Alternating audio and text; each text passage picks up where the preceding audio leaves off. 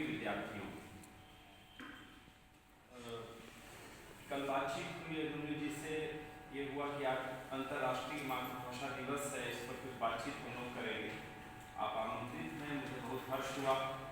और इस विभाग में, शारीरिक शिक्षा विभाग में आने का गौरव मिले, ये और अच्छा लगता है, क्योंकि यहाँ जो बोध होता है, यहाँ वातावरण में क्योंकि हम बातचीत करते हैं कि विश्वविद्यालय का स्थापक और जगहों का अलग है और बीएचयू का अलग है, काशी हिंदू विश्वविद्यालय।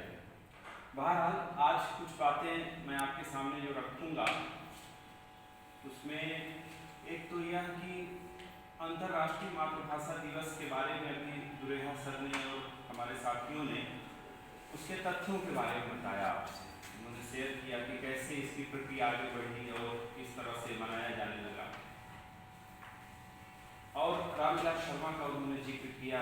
मन बड़ा गदगद हुआ सुनकर कि रामविलास शर्मा हमारे हिंदी के महान भाषाविद, इतिहासकार, आलोचक और कवि, भाषा पर खूब काम किया उन्होंने। तो मैं इसकी बात शुरू करूं तो मैं रामविलास शर्मा से ही क्यों न शुरू करूं। और उससे पहले एक बात आपसे ज़रूर मैं शेयर करना चाहता हूं, कहना चाहता हूं कि हमारे यहाँ जब राजभाषा दिवस, मातृभाषा दिवस, ये तमाम सारी भाषाओं से जुड़े दिवस के बारे में जब हम बातचीत करते हैं तो उसका एक पर्याय हमारे दिमाग में रहता है हिंदी दिवस। असल में अंतर्राष्ट्रीय मातृभाषा दिवस में जब हम बातचीत करते हैं, या हर चीज का अपना महत्व होता है। अंतर्राष्ट्रीय मातृभाषा दिवस का मतलब हिंदी दिवस नहीं है, ये हमारे ध्यान में रखना चाहिए, क्योंकि कई बार चीजों को रिड्यूस कर देते हैं और भाषा पर बहुत भावुक भी हो जाते हैं। हम बातचीत करते समय हमें लगता है कि जब हम बौद्धिक विमर्श करते हैं, अकादमिक जगत में बातचीत करते हैं या कोई चिंतन परक चीजों पर बातचीत करते हैं तो उसके तथ्य होते हैं, उसका एक परिवेश होता है।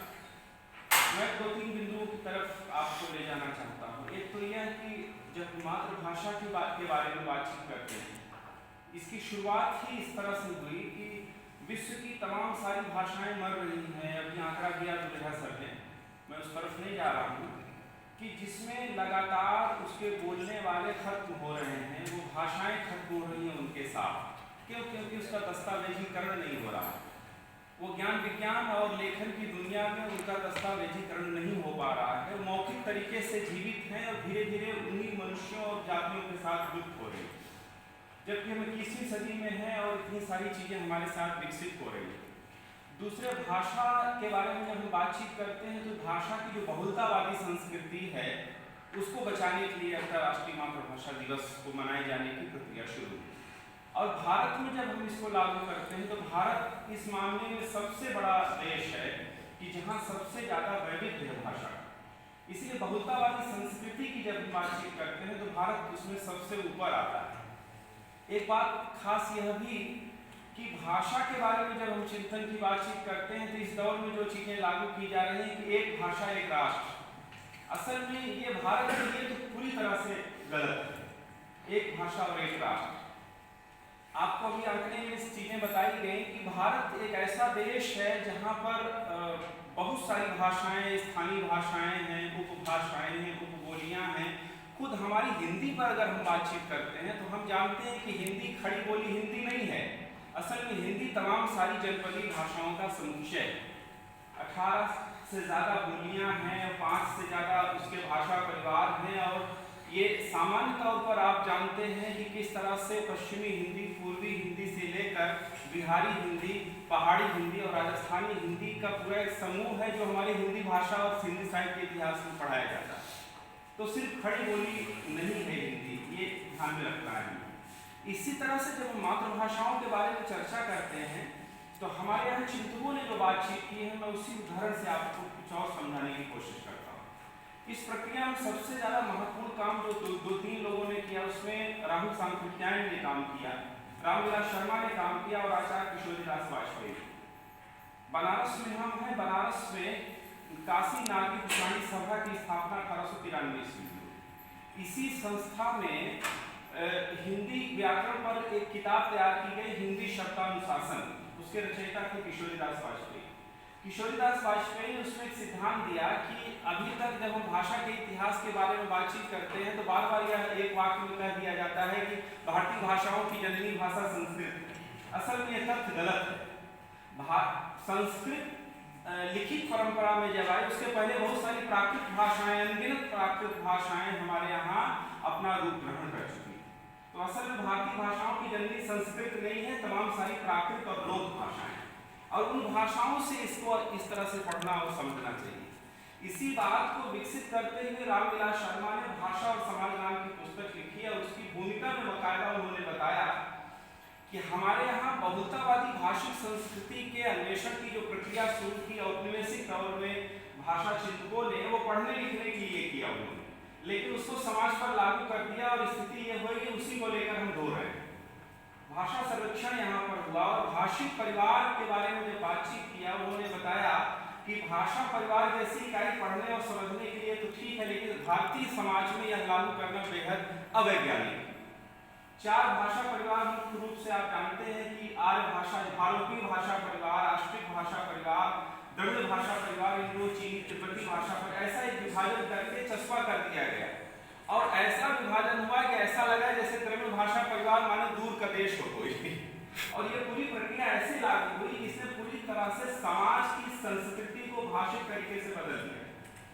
ये बात आप जब रामविलास शर्मा तथ्यों का आधार पर कहते हैं, मैं आपको वो चीज इस तरह से कहना चाहता हूँ कि भाषा के संदर्भ में जब हम बातचीत करते हैं तो ये बात सही है कि हमारी बहुत सारी स्थानीय जो मातृभाषा जिसे कहते हैं, इस दौर में ये चीजें चल रही हैं। बार बार बातचीत को शिक्षा में मातृभाषाओं के बारे में बातचीत हो रही है, लेकिन आपको एक चीज ये जरूर मैं बता देना चाहता हूँ कि चीजें जो शासन प्रशासन और राजसत्ता में जो चीजें चलती हैं वही हकीकत नहीं होती।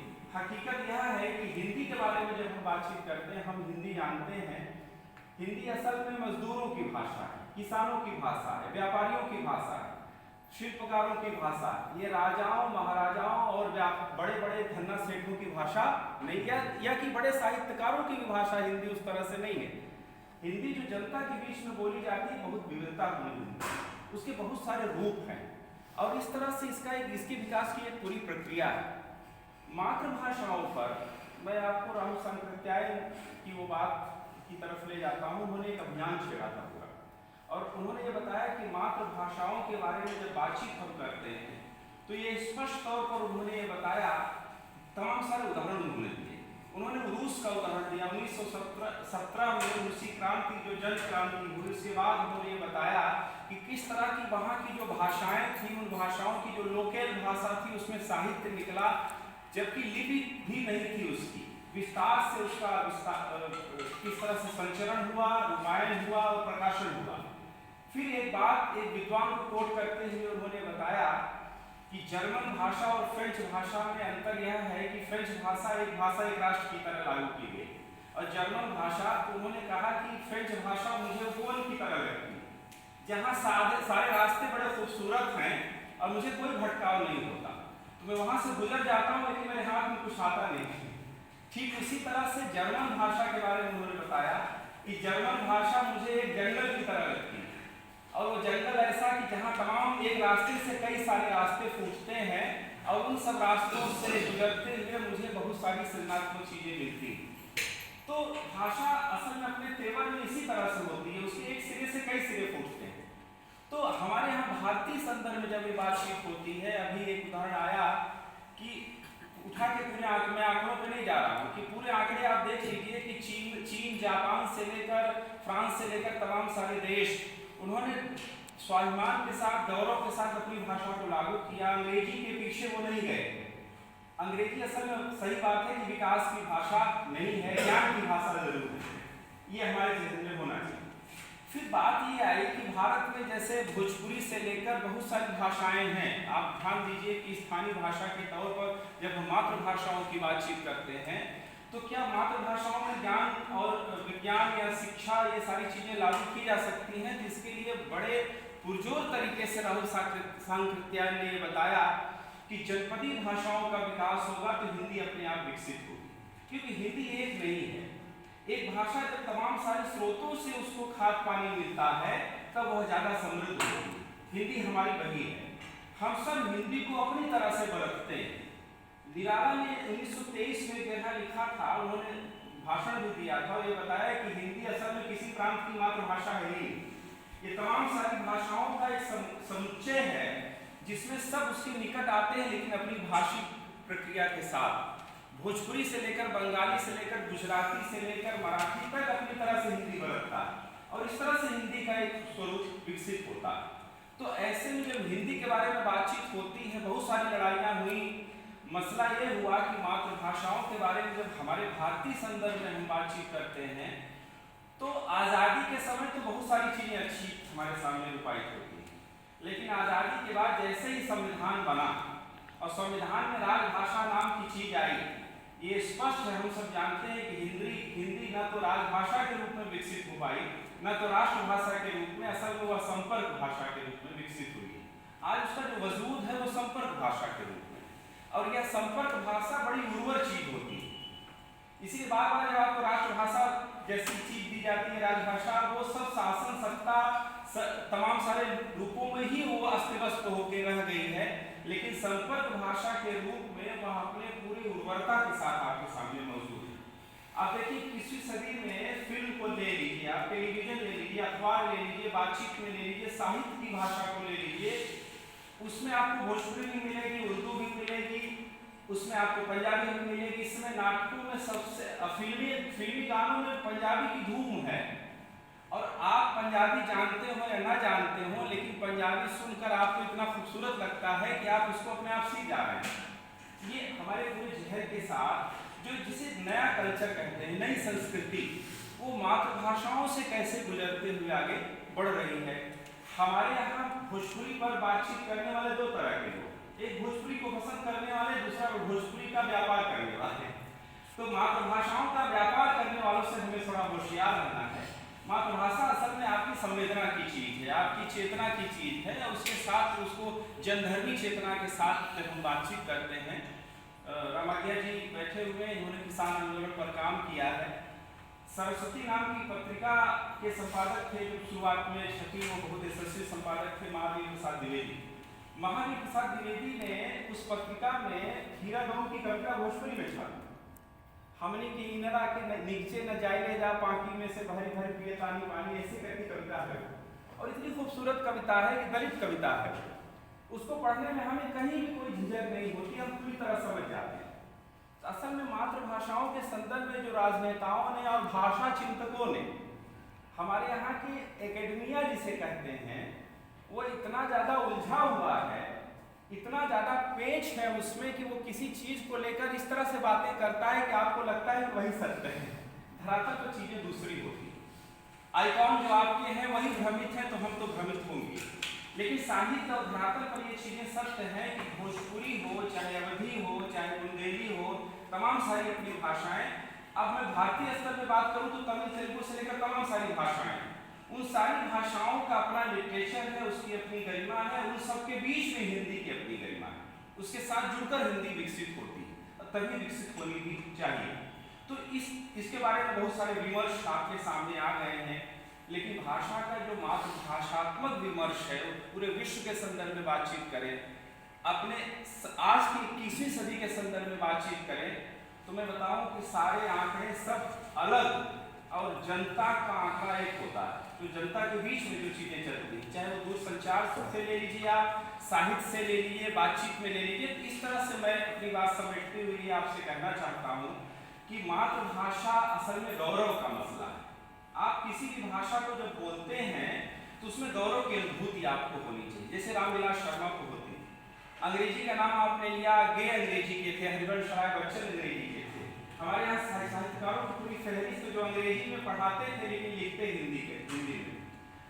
और हिंदी आंदोलन की तो पूरी पृष्ठभूमि या हिंदी भाषी क्षेत्रों के लोगों से बनी हुई है। स्वतंत्रता आंदोलन में देखिए, लेकिन वहाँ कोई लड़ाई नहीं, बाद में चीज़ें बड़ी उलझी हुई तरीके से विकसित होने लगी और समस्याएं आई सामने। बस अंतिम बात ये मैं कहना चाहता हूँ कि भाषा का जो लोकतंत्र है वो मातृभाषाओं से होकर गुजरता है, और मातृभाषा में जब आपको ज्ञान की शिक्षा दी जाती है और सत्ता का जो वर्चस्व होता है, असल में वो भाषा को खत्म करने वाली साजिशों के साथ चलता है। औपनिवेशिक दौर में जब विश्व में जो उपनिवेशवाद लागू हुआ तो उसमें एक बड़े चिंतक थे नुंगजी बात छोंगे, जिन्होंने काम किया है भाषा के चिंतन पर, औपनिवेशिक चिंतन पर।